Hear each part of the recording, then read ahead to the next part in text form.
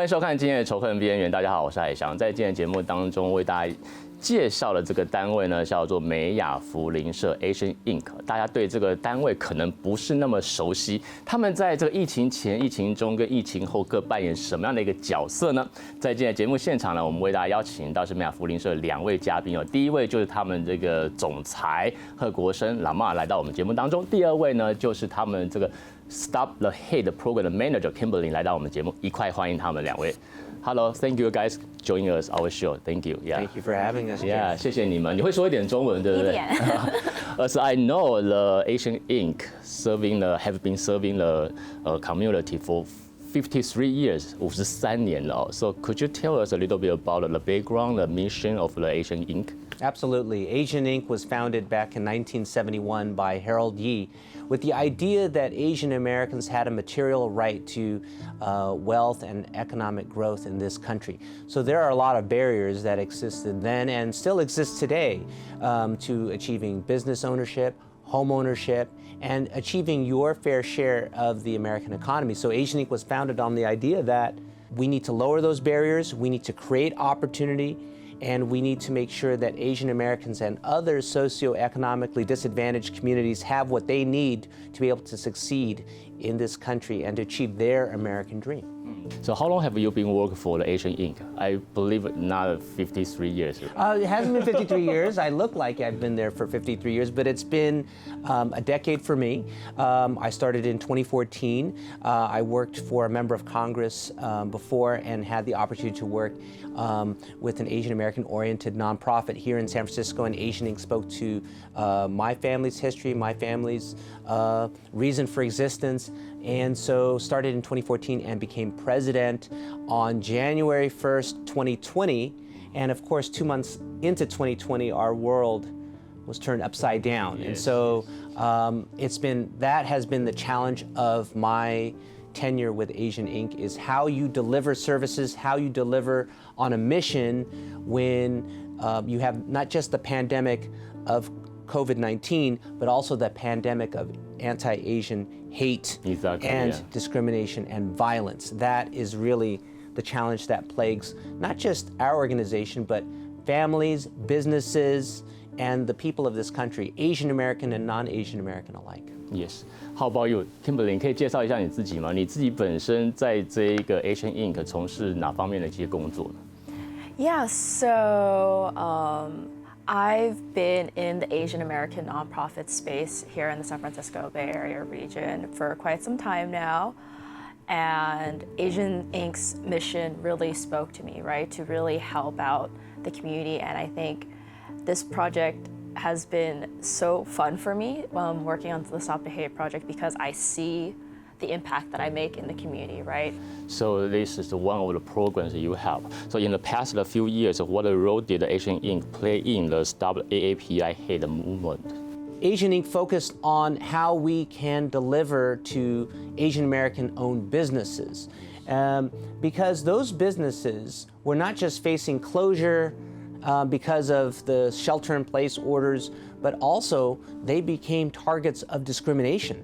So Asian Inc. focused on not just furnishing capital and other support to those businesses so that they can access programs like the Paycheck Protection Program, the Economic Injury Disaster Loan Program, other programs, grants, other sources of support to keep them afloat. Because frankly, during the pandemic, it was about survival, right? Survival of families, survival of businesses. And so we delivered on that, but then we also focused in on what the security of businesses that were hoping to be able to operate in this environment, what they could do to be more secure. So when we talk about security, the front door, the storefront, the environment where these businesses exist, they have to, we can't expect businesses to survive unless they can be open. And how can they be open? Absolutely, you have to feel safe. That means the business owners have to feel safe, the employees have to feel safe, the customers have to feel safe. So we focused on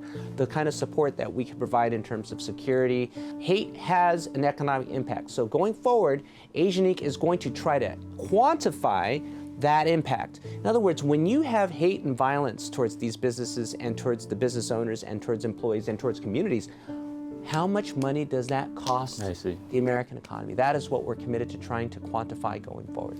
So I was wondering about does Asian Inc. has any partnership with another organization to reach this goal? Right. We partner with business organizations. We're very closely partnered with, the merchant associations here in San Francisco and the chambers beyond San Francisco. We also want to make a case going forward about what we can do from a policy standpoint and from an economic standpoint to address hate. How about this? Just make one example or stories to help us know better about the Asian Inc. Earlier this year was about, what it takes to support Asian American businesses in this environment of anti-Asian hate. And one of the businesses talked with us about her testimonial, a Chinatown-based business that didn't feel like she was able to operate her business because there was, if there's anti-Asian hate, it's one thing, but when it's sprayed onto the side of your building and the kind of slurs or the kind of words that you wouldn't want to be exposed to, you wouldn't want to have your clients or customers exposed to, or your neighborhood exposed to, and to have help to get rid of that graffiti, to get rid of that vandalism, to get rid of that hate sprayed on the side of your building. So being at the roundtable allowed this person to share this story and to have other folks echo that story. And then we had folks from the city who were able to say, you know what, if you're having that problem, we will call someone to make sure that that problem gets addressed. And sure enough, the problems were addressed and the graffiti was covered over. So, when you bring people together and when you have problems out in the open and people can talk about it in a free and a safe manner, you can get solutions, and you can get solutions from other communities. You can get solutions from the city, you can get solutions from other racial groups.